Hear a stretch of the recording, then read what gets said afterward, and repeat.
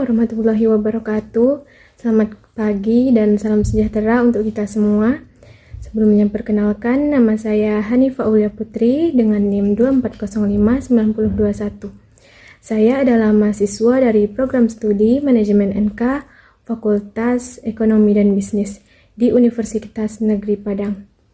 Dalam kesempatan kali ini, saya akan mempresentasikan tugas untuk mata kuliah Manajemen Sumber Daya Manusia dengan topik perbedaan antara kompensasi finansial dan kompensasi non-finansial.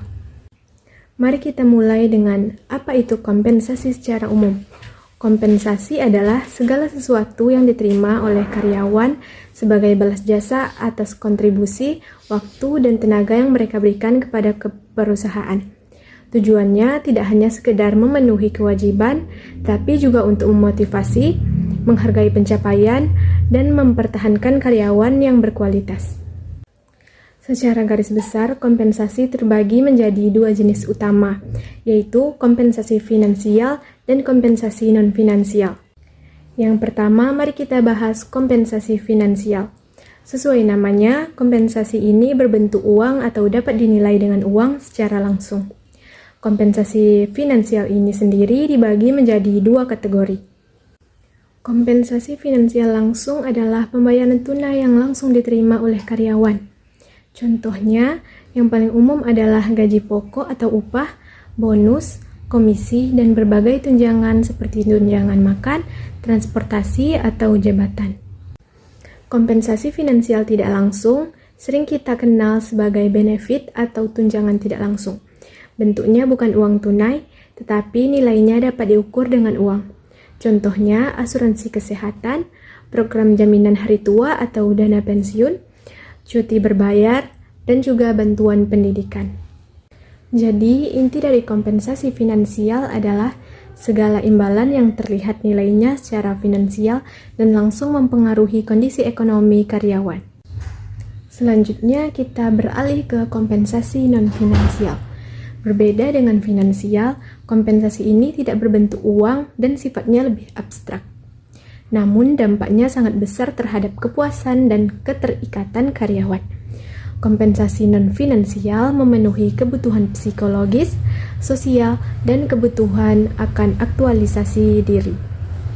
Apa saja contoh kompensasi non-finansial?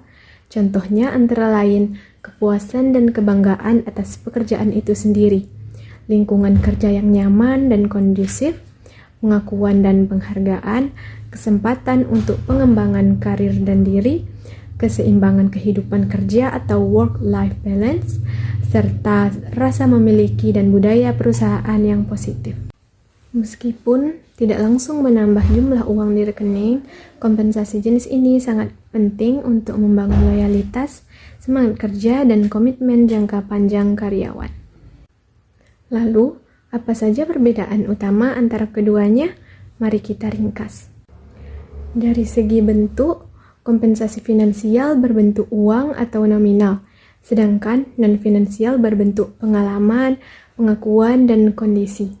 Sifatnya, finansial bersifat tangible atau berwujud, dapat diukur dengan jelas.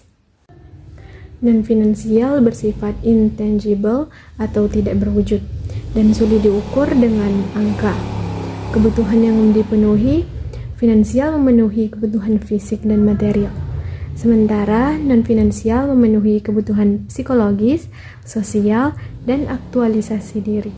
Jadi dapat kita simpulkan bahwa sebuah sistem kompensasi yang ideal adalah menggabungkan kedua jenis kompensasi ini dengan seimbang. Perusahaan tidak hanya menawarkan gaji dan benefit yang kompetitif, tetapi juga menciptakan lingkungan dan budaya kerja yang membuat karyawan merasa dihargai, berkembang, dan betah.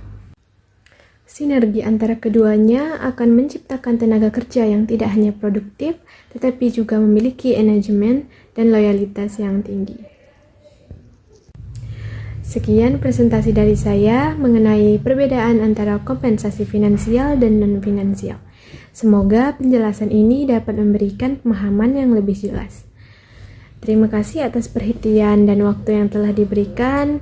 Saya ucapkan wassalamualaikum warahmatullahi wabarakatuh.